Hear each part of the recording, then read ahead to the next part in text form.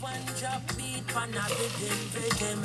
I you give them bob with a different stepping. I you give them bolt, nobody can run left him. Oh, but see ya, they must see you say you're out of class. You give them art and sweet literature.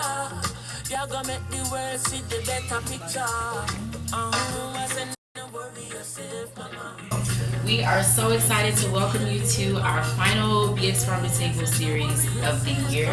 We're going to be closing out with the wonderful Leandria Godfrey. She is our minis program manager, which is our kindergarten through fifth grade program here at Dream Yard at the Art Center.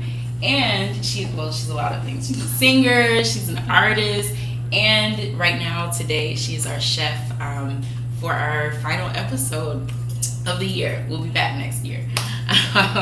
So I'm so excited to welcome Leandria and welcome you all to BX Farm to Table. If you don't know me, my name is Sadea. I manage our community organizing and special initiatives programs, and we host this program, Bronx Farm to Table, to support our community in reconnecting to their foodways, particularly Black and Brown foodways, and also to reach back out to our Black and Brown farmers here, particularly in the Bronx. So we are very excited to be able to use local produce when and where we can, to use our own culture and our own foodways to improve our own health, to support our well-being, and we're super excited to really go over a holiday beverage that is also medicinal in a lot of ways, right? Yes. So super excited to have Leandria with us, and with that, I'm gonna pass it on over to her. Thank you. Okay, welcome everyone. As Sadea said, I am Leandria, and we are going to be making a traditional drink. It's our Jamaican Sorrow, right? So, what is this drink? It features the dried hibiscus flower, and it also packs a amazing gingery punch, right? So, there are a few spices in this drink. There's cloves and all berries, allspice berries, or pimento berries, depending on where you're from. That's what we call it. And for some people, this drink also includes red label wine, right? So some people don't go without the wine, and others are, we substitute the wine, or we take the wine out, right? And this drink, we usually have it around the holiday season. It is a must to have it during the Christmas dinners and things like that. So that is the sorrow drink. The roselle plant is in the hibiscus flower family, and that is where the sorrow came from. So sorrow found its way to the Caribbean islands from West Africa, right? And this drink, we drink it during the holiday season, but it's also harvested during the November through January months. So it's not strange that this is where we drink it. We drink it around celebration, but I feel even if we weren't celebrating anything during that time, we will still be drinking sorrow during the November through January months, right? And it's also important to note that across the islands, everyone has their own variation of the sorrel drink using the hibiscus flower. I think that's important to note that this flower has traveled all across the Caribbean island, and everyone has their own version of this drink. So this highlights some of the important variations of this drink across the world. In Mexico, they have the agua de Jamaica drink, and I've placed the ingredients on there too if anyone wants to, test out that version of the drink. Senegal has their own version of the drink as well, and then there's I don't want to butcher the name of this drink, but Thailand also has their own version of the drink as well, and I place all the ingredients there for anyone interested in trying out these versions. Right? There are so many benefits of the hibiscus flower. We're going to touch on some of those right now. But what I'm noting now is just a tip of the iceberg of the flower, but also all the ingredients in this drink is very important, and it makes sense that they are combined together to make this drink. In this drink, we can have it cold over ice, or we can have it warm as a tea. For those of us who experience our menstrual cycle, we drink this tea before.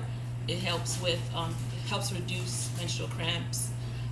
It's great for our vision because it has a lot of vitamin A in it. It supports us with like cold and flu. We're in that season right now, so it's important to drink that to help build our immune system. It also helps prevent heart disease. It is great prevention of cancer as well. The list goes on and on and on of all the things that it's great doing. So drink up your hibiscus flower tea, y'all.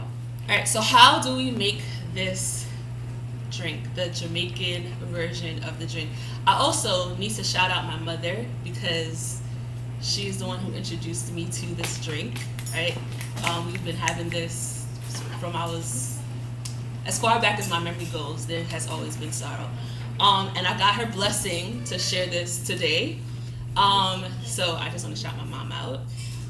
And I also want to note that the sorrow is a drink that usually sits 24 hours minimum. 3 days is typical for it to sit after boiling, right? So this is a drink when you're making it at home. We're making sure that we're letting it sit. All right, so here are some of the ingredients. We have our ginger, of course. We have the dried hibiscus plant here. And these are our beautiful cloves. And then we also have our pimento or allspice berries here. And then we have brown sugar here.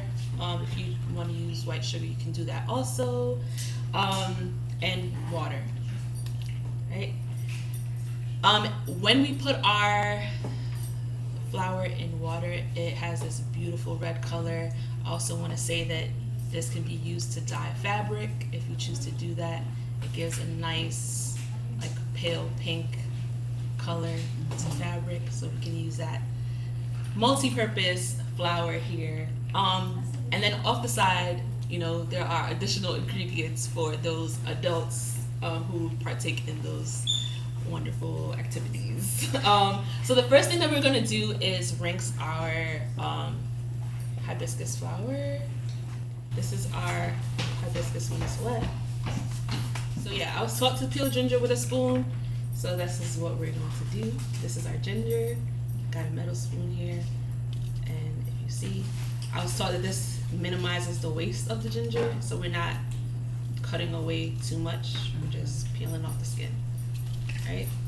So those of us at home, if you got the ingredients ahead of time and you decided to go out and buy it, you can go ahead and follow along with me. We're just gonna slice it, some thin slices. This is not going to end up in our drink. Once we're done boiling it, we'll strain it and it won't be in there. If you love you some ginger, you can definitely blend this up inside there. It's gonna be potent, but if you love it, I love it for you. But peeling it and slicing it is good enough. All right. And then I'm gonna add our 10 cups of water that I already pre-measured out here to our pot. And we're gonna bring the water to a boil. So right now I'm just adding roughly 12 cloves into the pot.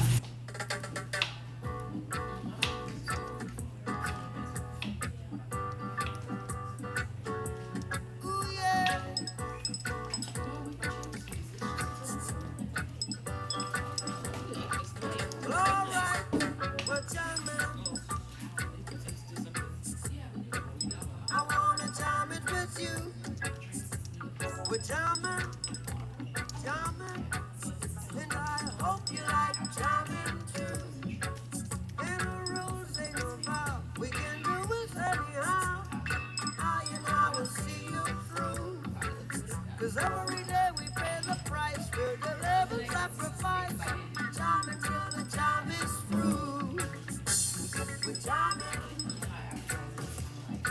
So as we wait for this to cool down a little bit, we're going to do a little mental reflection, right, activity. Those of us who've been here before are consistent participants in the Bronx Spark say, well, you have your journals, right? So our, I guess, closing activity, and there's a little bit of a homework component as well. So in your journals, we're doing a reflection piece. As we know, in cultures across the globe, we have the opportunity to partake in some amazing dishes, right? But sometimes these things are made by particular people in our families, and they're not written down anywhere. They are, there's nowhere that it's logged, and sometimes once our family members transition, those recipes are gone with them, right? Mm-hmm. So we want to reflect on those amazing dishes and make sure that we are keeping them here even beyond our time here. If there are people with you who make these amazing dishes and you do not know how to make it the way that they do, take your book, write it down. Even if they give you medium ginger recipes like my mom did, like just write it down just so that you have those things even after they transition. And a little story, my husband's grandmother makes these cookies. She never told anyone how to make them. Everyone loved it. It was her secret. She's transitioned, and now it's a whole family competition who can make this cookie the way grandma can. Mm-hmm. No one can make it. No one has the ingredients. Mm-hmm. So let's make that stop. Right? So let's log all of these ingredients, all these dishes that we love. Let's make sure that we log them so that they can live on beyond our time here. So yes. So we're gonna let this cool down a little bit. If you're making this at home, please let it sit and simmer for 8 hours, well, 24 hours minimum. 3 days is the ideal time to let it sit. Shout out to my mom again for giving me her blessing to share this with y'all. And then I also want to say thank you to New Roots Community Farm for donating some ginger to us from their farm. And yes, and thank you to Sadea. Thank you to Sadea for entrusting me with one of her series of her Bronx Spark team. Thank y'all so much.